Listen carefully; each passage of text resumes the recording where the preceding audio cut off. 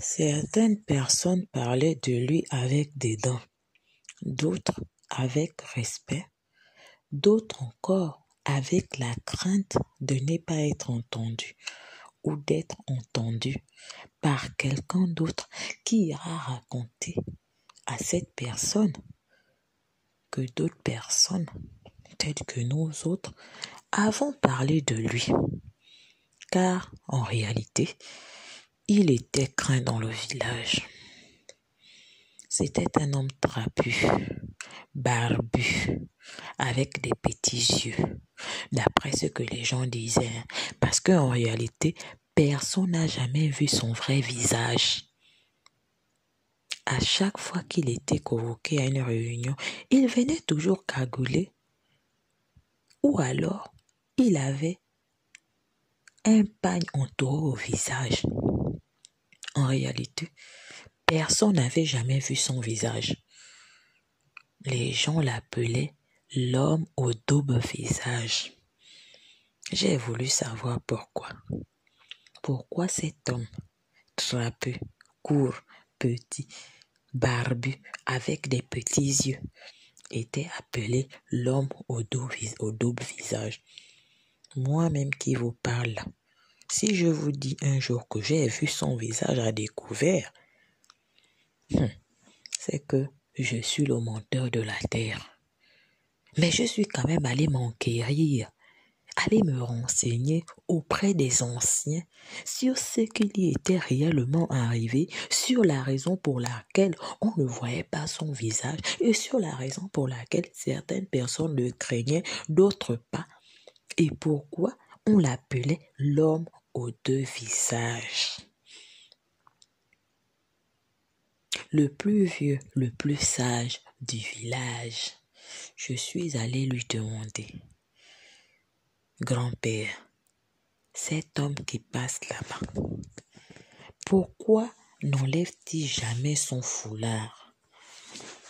Pourquoi certaines personnes le craignent, d'autres s'en moquent, d'autres encore disent qu'il a deux visages? Mon grand-père était quelqu'un de sage. C'était un homme habile à la parole. Il ne parlait pas fort. Il fallait souvent se rapprocher pour entendre les subtilités qu'il disait. Aussi, il fallait être doué dans le français parce qu'il avait des phrases, des tournures que quelquefois tu te demandais qu'est-ce qu'il voulait réellement dire. Et par-dessus tout, il aimait parler en parabole ou en proverbe. En tout cas, il parlait toujours d'une façon comme dans une autre, qui te faisait toujours réfléchir et te poser encore une question sur la question que tu lui avais déjà posée. Mais ce jour-là, il fallait que je sache pourquoi cet homme-là était comme ça. Il vivait seul, isolé. Mais pourquoi? Grand-père, que se passe-t-il avec ce monsieur? Mon grand-père fit un geste. Il se rassit,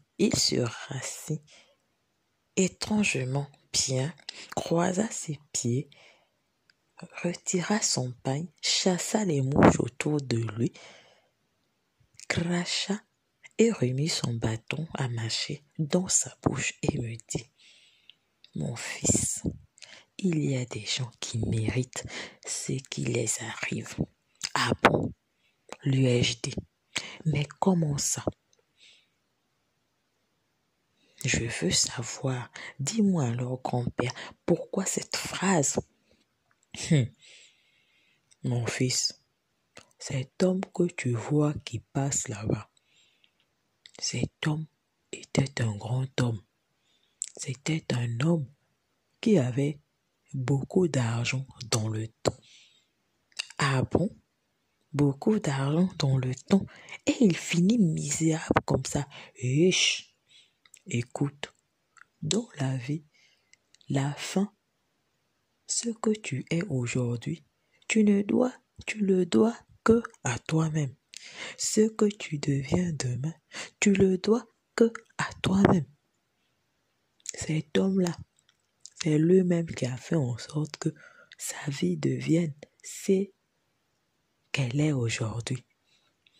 Il avait femme et enfants. Il était aimé de tous, vénéré par les gens du village. Tellement les gens même le respectaient ou le craignaient aussi pour certains, parce que c'était un homme sage. Mais cet homme n'a pas été malin. Malin, hein? Mais comment ça encore malin? Malin. Mais s'il était sage, c'est qu'il était malin, non? Enfin. Sage et malin, c'est pas la même chose. Sinon, il ne devait pas avoir de mots. Si on dit sage, c'est qu'il y a aussi malin. Sinon, on aurait dit en même temps malin ou bien sage et ça voulait dire la même chose. C'est ça là que je n'aime pas avec vous les jeunes. Vous ne voulez jamais comprendre, vous voulez seulement justifier l'injustifiable. On te parle de deux mots, tu viens me dire que Messi il est sage, il est aussi malin. Bon, si tu ne veux plus que je t'explique, il faut partir alors. Ah, papa, papi, excuse-moi. Ah, Pépé, toi aussi tu t'énerves vite. Je te disais seulement je voulais. Mais soit on parle, soit tu ris. Tu choisis. On ne peut pas rire et entendre en même temps. D'accord, papi, je t'écoute alors. Comme je te disais, cet homme, il n'a pas été malin. Il s'est marié, il a eu des enfants. Sa femme était une belle jeune femme de l'autre village du bout. C'est ce qu'il nous avait dit. Il nous avait dit que sa femme venait de l'autre village. On l'a considérée comme telle. Mais en réalité, par la suite, nous avons su que c'était un mensonge. Et c'est lui-même qui a vendu, c'est lui-même, c'est de sa faute qu'il est devenu comme ça. Ah, mais c'était un mensonge alors pourquoi? Écoute, je vais te raconter son histoire.